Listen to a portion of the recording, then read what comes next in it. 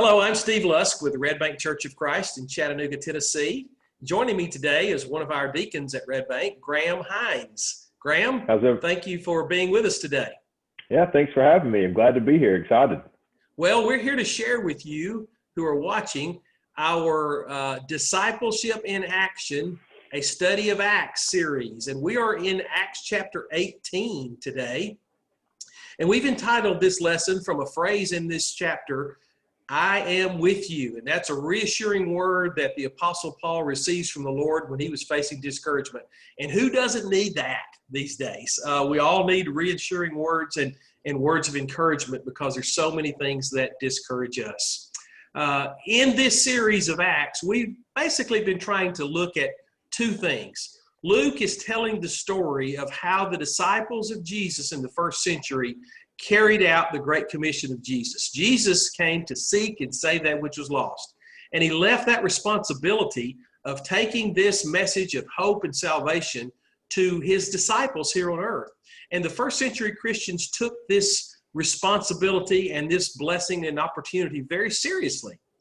And so the application for us is, how are we as 21st century Christians, disciples of Jesus, how are we to carry out that same mission, that same Great Commission that Jesus left with his disciples in the first century? And that is to go into all the world and preach the gospel to all of creation, to teach all nations, to baptize them, and to teach them the things that Jesus has left with us to learn.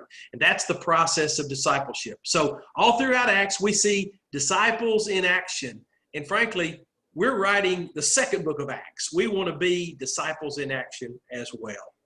So, as we come to Acts chapter 18, Paul has left Athens after having preached a marvelous sermon before on the Areopagus there on Mars Hill in Athens, where he tried to convict and convince those Athenians that were pagan worshipers that God was the God that they needed to serve because of Jesus Christ. And he challenged them to repent. And some believed, but then some mocked at him. And so he moves on to the next city, and that's Corinth. So we're going to summarize this. And let me just pause right here and say this. We encourage you to slow down and to read these sections more carefully. Pause the video, look at it carefully. By the very nature of the time constraints we have, we're not going to be able to cover everything. So there may be some things that you want to dig a little bit deeper on, find out a little bit more about, and we encourage that. But please understand that we're trying to hit the high points here, and we're trying to emphasize this whole idea of discipleship and how that was carried out in the first century. So in Corinth, here Paul meets a Jew named Aquila and his wife Priscilla. Apparently, Jews had been expelled from Rome, and they had recently come from Italy because this order by Claudius to leave Rome. And so Paul, the Bible says, went to see them because he was a tent maker as they were. And so he stayed and worked with them. And as was his usual practice, he went every Sabbath in the synagogue and tried to persuade the Jews and the Greeks who were there meeting in the synagogue because they had submitted to the tenets of Judaism. So Silas and Timothy came from Macedonia, and they come, and it's almost like they relieve some of the responsibility that Paul has on supporting himself. And so he begins to devote himself exclusively to preaching, testifying to the Jews that Jesus was the Christ or the Messiah. And so once again, the Jews oppose Paul, become abusive, and he shakes his clothes out and says, "Your blood be on your own heads. I'm innocent of it. From now on, I will go to the Gentiles." So he leaves the synagogue and goes next door to the house of this one person called Titius Justus, a worshiper of God. And it's interesting that the synagogue ruler, who at that time was Crispus, and his entire household believed in the Lord. And then this phrase at the end of verse 8, many of the Corinthians who heard Paul believed and were baptized. And that's what happens when the gospel is preached. So then one night the Lord speaks to Paul in this vision and says, "Don't be afraid, keep on speaking, don't be silent. I'm with you. No one is going to attack you and harm you because I have many people in this city." So Paul stays there for a year and a half teaching them the word of God. And so then there's a few questions that we might have from this. a lot of ground to cover here. But let's look at a couple of different things. First of all, after Paul arrives in Corinth, he meets Aquila and Priscilla, who are fellow tent-making Jews. What does this say about Paul's connection, Graham, with the Jewish community in every city where he went? What does this say about that?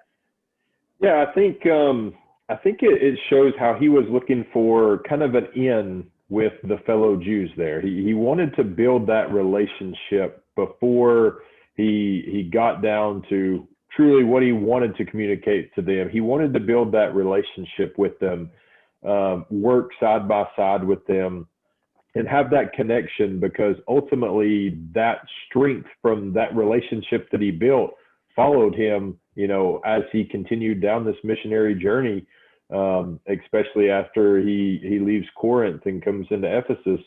They were right there by his side. And, we don't know for sure, but maybe without taking this time to build this relationship right here, that might not have happened, and it might not have had these fellow workers with him in the missionary field. Yeah, the very fact that he could find common ground with them. Number one, he was a Jew in a foreign city like they were. Number two, they both understood the trade of tent making, and understand that most of the Jewish boys, even one trained in a rabbinical school like Paul had been, would have learned a trade growing up to be able to support themselves. So they had this in common, and then they had this whole synagogue worship thing in common. So I wondered, did they meet in the synagogue? Did they meet in the marketplace where they were selling or making their tents? We don't really know, but they found each other. And maybe we see the providence of God working a little bit here as well, because Paul writes later in one of his writings that Aquila and Priscilla actually saved his life. So they were a real blessing to him.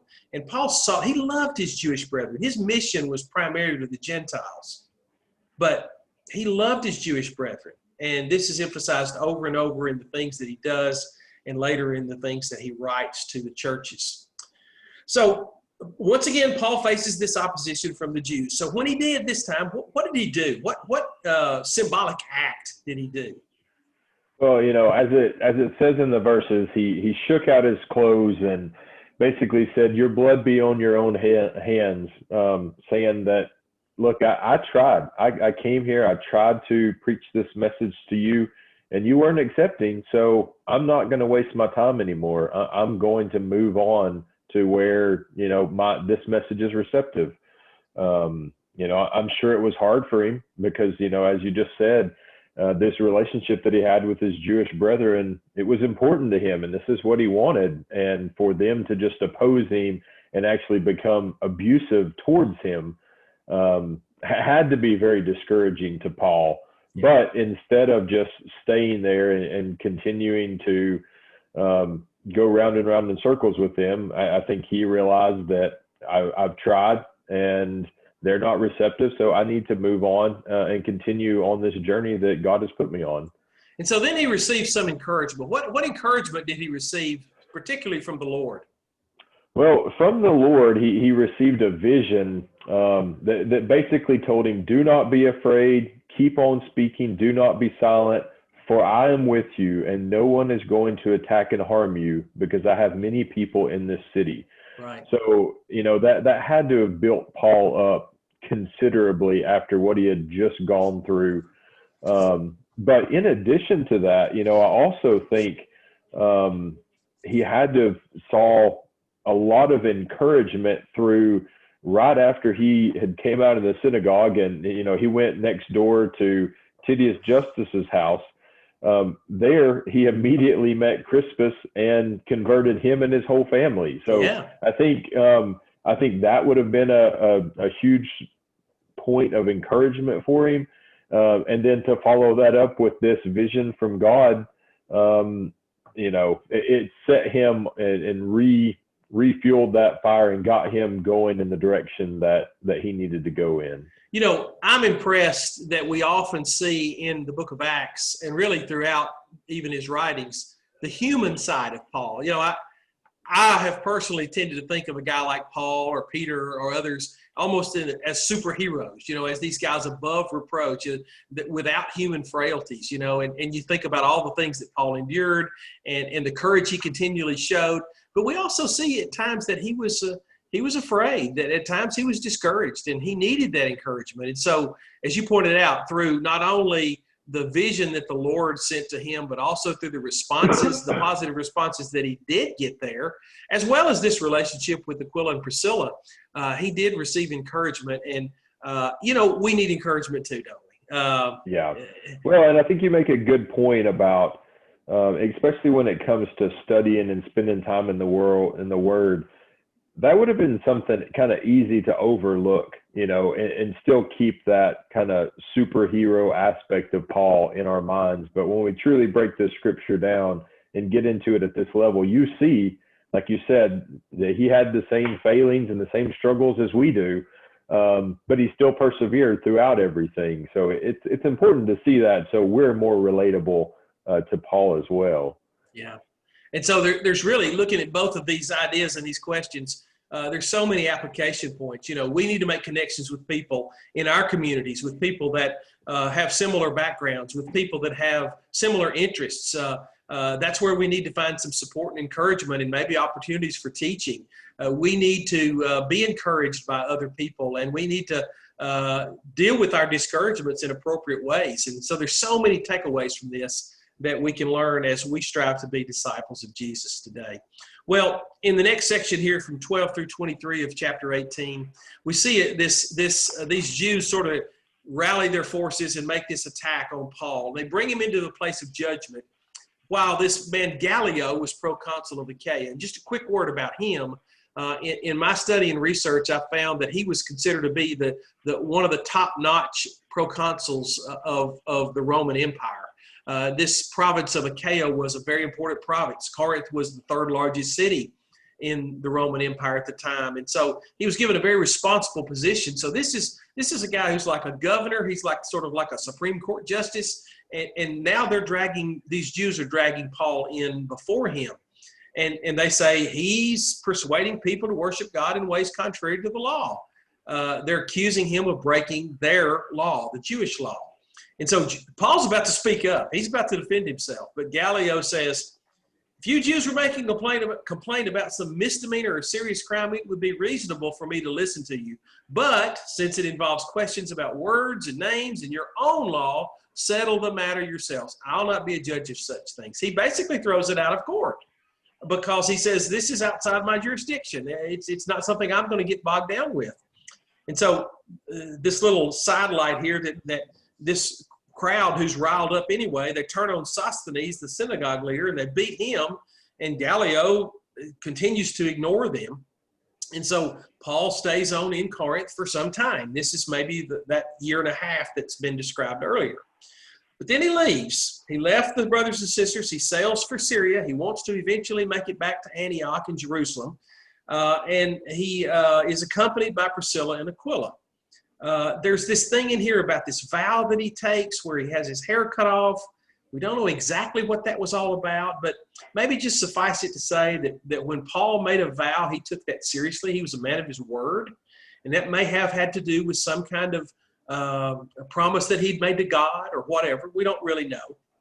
But anyway, they arrive at Ephesus, and Paul leaves Priscilla and Aquila there. He goes into the synagogue, reasons with the Jews. They say, stay with us a while longer. He says, no, I can't for now. I'll come back if it's God's will. Then he sails from Ephesus, lands at Caesarea, goes to Jerusalem, greets the church there, and then he goes to Antioch, goes north to Antioch of Syria.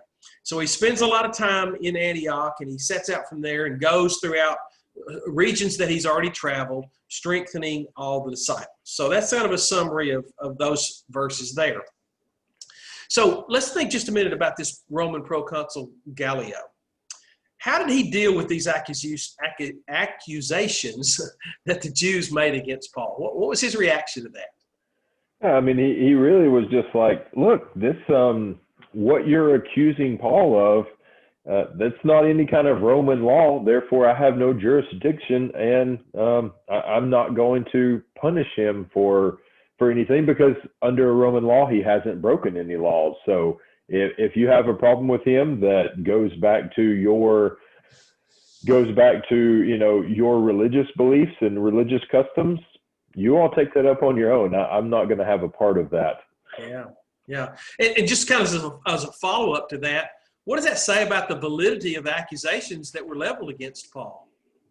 I think it shows that, and especially at the time that this was going on, to all the other Christians, the one thing that they're going to see is that, wow, Paul just went through this, but we're not breaking any laws. So anyone that's a Christian or worshiping or spreading the message of Jesus, they're not going to be jailed, at least for right now. They're not going to be jailed for doing so.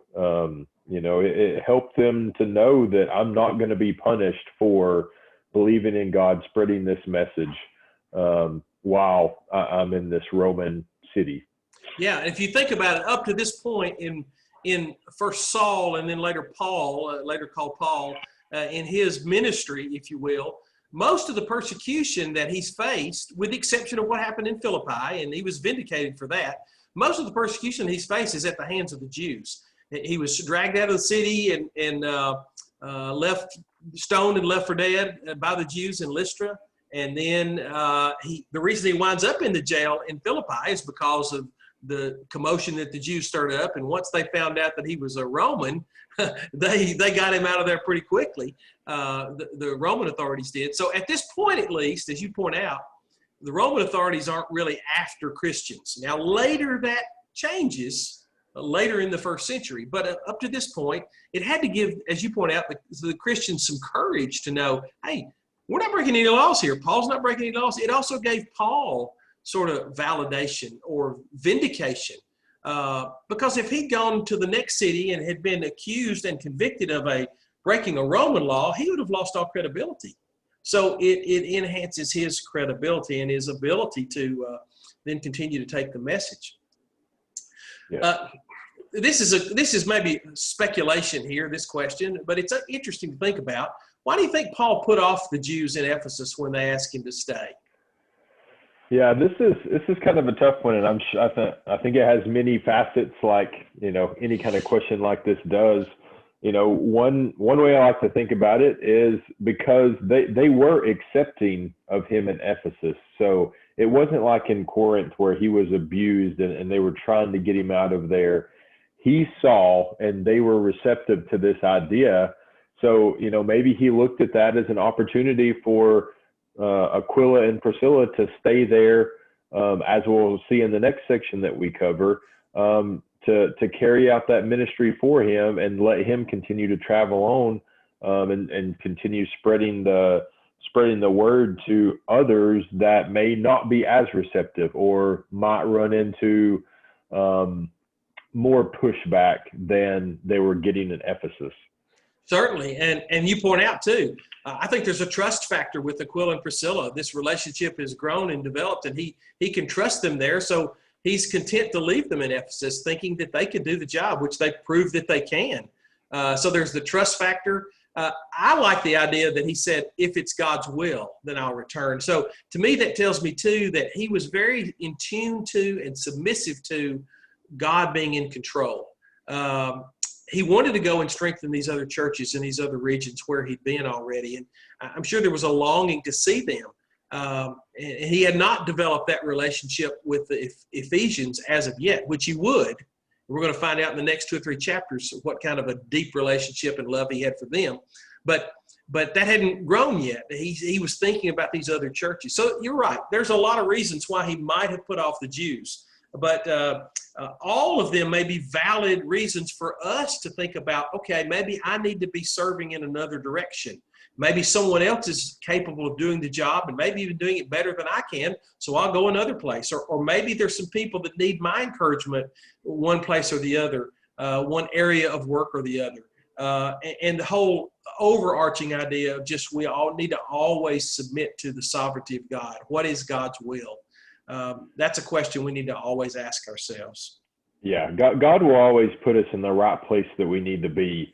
And, getting that message out there, getting somebody interested, that's half the battle. And Right. once we get to that, it can be, it could be a coworker that, maybe we're not the most well-versed in scriptures, and, we can plant that seed, but then maybe we hand it off to one of our other brothers and sisters that is more versed and can continue that conversation on that we might not be as comfortable having, or, just could go, plant that seed somewhere else while somebody else comes along and continues to cultivate it.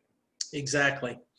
Well, the last section of this chapter 18 has to do with this man named Apollos. And I think it's not a long, it's only 4 or 5 verses here. So I think I'll just read this section verbatim. Meanwhile, a Jew named Apollos, a native of Alexandria, came to Ephesus. Remember, Aquila and Priscilla are in Ephesus. Paul's moved on. He was a learned man with a thorough knowledge of the scriptures. He'd been instructed in the way of the Lord, and he spoke with great fervor and taught about Jesus accurately, though he knew only the baptism of John. He began to speak boldly in the synagogue. When Priscilla and Aquila heard him, they invited him to their home and explained to him the way of God more adequately. When Apollos wanted to go to Achaia, the brothers and sisters encouraged him and wrote to the disciples there to welcome him. He wanted to go back to Corinth and other places there. When he arrived, he was a great help to those who by grace had believed, for he vigorously refuted his Jewish opponents in public debate, proving from the scriptures that Jesus was the Messiah. Boy, that's a very encouraging passage right there. And it really doesn't have, indirectly it has something to do with Paul's ministry, but it kind of is a sidelight to Paul's ministry, isn't it? And we'll talk about that maybe here in just a moment. So let's consider, what are some of the noteworthy characteristics of Apollos? What stands out about Apollos? Well, as it tells us in verse 24 and 25, he had a very thorough knowledge of the scriptures. He had been instructed in the world. He knew how to communicate it accurately, and was communicating it accurately to the best of his knowledge at the time. He had enthusiasm, just all of those characteristics that, all Christians need to have, but just didn't have the whole story at the time. Yeah. And it's nothing against him at this time, because he hadn't been told any different, but he was still continuing to use his knowledge of the Old Testament and his knowledge of the scriptures, knowing what it was saying about a coming Messiah. He understood and knew about John the Baptist and his message. So he was starting to see the Old Testament scriptures be fulfilled through this. He just hadn't got that last little bit of the story yet. Yeah, he was just, he knew so much. He was so capable, so talented, I guess we would say. And yet he just didn't quite know enough. I don't know if there's a good parallel or analogy.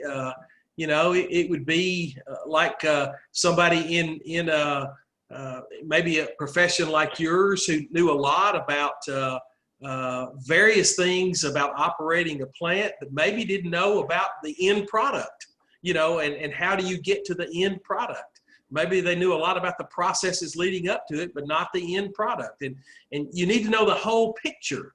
And that's what there was a part of that picture that was lacking in Apollos' knowledge. So yeah, you can still get a long ways, right? You can still accomplish a lot of good things, but you could do it even better understanding the full picture. For exactly, sure. Exactly. So this question, why do you think Priscilla and Aquila didn't publicly confront Apollos about his inadequacies, his lack of teaching, the things that he didn't know? Yeah, and kind of like what we talked about in one of the last questions, there's no exact, precise answer for this, but, I like to think that it could have discouraged him. He was a very, from what we just read and talked about, he was a very well-read, well-thought-of individual. I'm sure a lot of people had respect for him and his knowledge. and for Priscilla and Aquila to just, call him out in front of this large group of people, one, it could have discouraged him and, made him question everything. But, it very easily could have made him very defensive in this large group of people, and had them and maybe just started this argument with them, where they're going back and forth, which is just going to confuse the people that are there listening, but because they're hearing two sides of this story, and both well-read individuals having these conversations. It could have just caused a lot of miscommunication or confusion among these groups of people. But as we were kind of talking about earlier, maybe Priscilla and Aquila weren't comfortable having that conversation with him in front of all of these people. Maybe they didn't feel like they, knew enough to be able to call him out in front of all these people. So they decided to handle it a different way. Yeah, we see their hospitality by inviting them into their home and inviting him into their home. And then just their wisdom of calling him aside, as opposed to, we use an expression sometimes, paint someone into a corner. And frankly, I've seen people painted into a corner. Like you talked about defensiveness. Sometimes they may even hold to a position because of pride or being painted into a corner that maybe they're not super comfortable with, but they see no way out. And so it almost dooms them to failure. So I see a lot of wisdom in what Aquila and Priscilla did here. What do you think was involved in their explaining the way of God more adequately? One translation says more perfectly or completely to him. What was involved in that? I mean, I would have to think it was a very, intimate, respectful conversation that they had with him. Like you said, invited them into their house, having that conversation. I would already have to think that Apollos was, open to this conversation because he had heard the message of John. He knew that there was something more. Again, he just hadn't heard it yet. So, it was important that they handle this the proper way because of the skill set that Apollos did have. If they didn't handle it the right way, his ability to take the message from there could have been derailed completely at that point. Right. But, I'd like to think that it was a respectful conversation that they had, just all sitting down, talking about it, going back through, looking at the Old Testament scriptures and seeing how it all played out, versus just, this is the way that it is. This is what you need to start teaching, or you can't be one of us. I think the text actually holds some clues as to what they might have talked about, because you'll notice after they explain the way of God more adequately to him, and here's what I envision.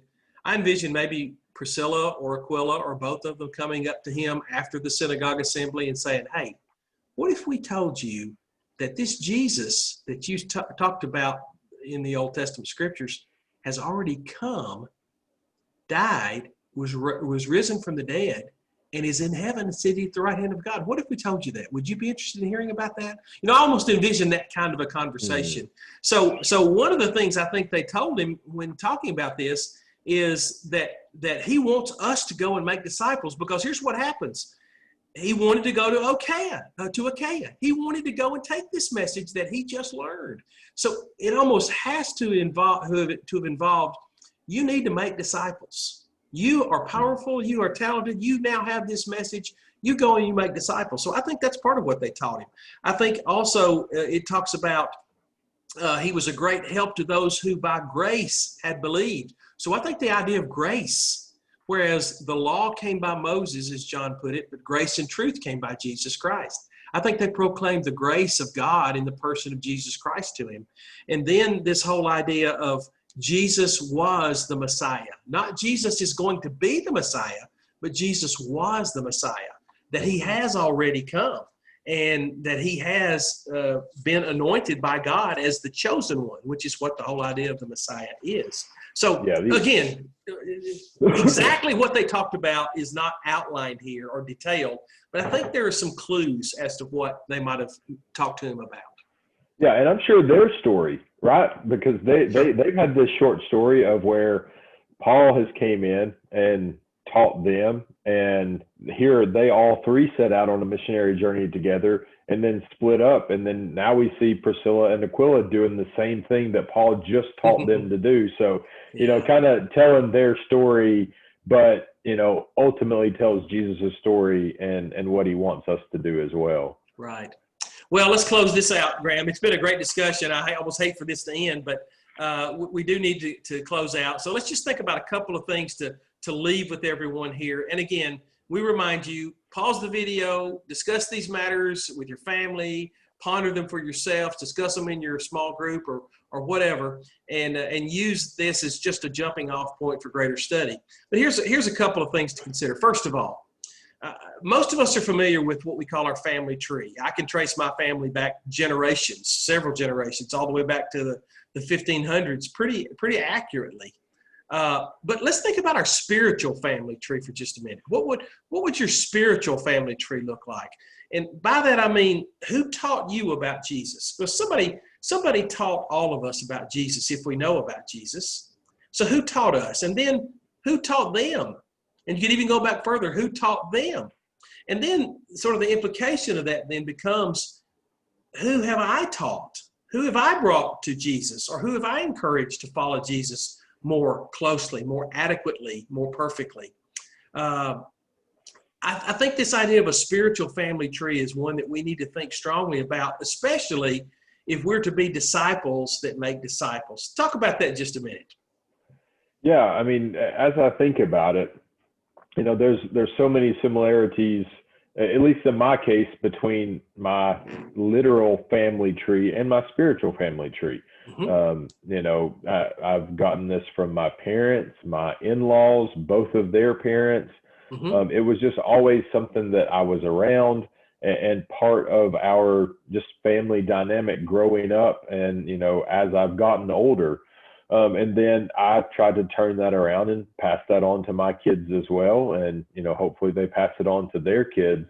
But one thing I really have to watch when I think about this is, and I can't lose sight of the fact that not everybody had an upbringing like that or people in their life like that, have always had this support structure around them.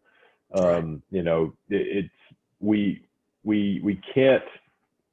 can't forget about the fact that not everybody else had that. And that's one of the reasons why it is so important that as we're trying to disciple, we are reaching out to whoever we can, because we don't know what kind of family situation or exposure to Jesus they may have had. It very well could be the first time that, you're having that conversation with somebody. But if we don't think about that sometimes, I think we might get jaded in the fact that, well, like me, my parents were talking about it and we went to church and things like that. That's not everybody's case. Right. And, there's a sense, obviously, in which there's no such thing as grandchildren in the kingdom. Everybody has to make that decision. You had to make that decision. I had to make that decision, yes, in spite of the fact that others taught us. But there's also a sense in which we need to consider, in some ways, I'm a branch of the tree that's been rooted deeply for years and years, and I'm not bragging about that. I'm thankful for that. I'm humbled about that. But some may just be that seed or that sapling that's just now beginning to change generations yet unborn by embracing and obeying the gospel and becoming a disciple of Jesus. That's powerful for us to think about because that had to start somewhere with everyone. And that's really what Paul talks about when he talks to Timothy about the things that you have learned, you entrust or teach to faithful people who will be able to teach others also. And so there's this continuing cycle, at least in God's plan, of disciples making disciples for generations yet unborn. Powerful thing to think about, our spiritual family tree. And then finally, and we don't need to dwell on this necessarily, but I just thought it was interesting that Paul supported himself by making tents when he first came to Corinth. That's how apparently he made connection with Aquila and Priscilla, at least in some way by this trade that they had. What are some pros and cons of being financially self-supporting and doing kingdom work? Obviously, I believe being in full-time ministry, I believe that's very important. But I also know that not everyone can do that, and not everybody has the opportunity to do that. So let's talk just a moment about that. Yeah, I mean, I think from a pro standpoint, being in full-time ministry, right, you get to devote, you get to devote your entire day to it. And not that I can't either, but, there's other responsibilities that, don't necessarily lend itself to just going out there and preaching and teaching the word.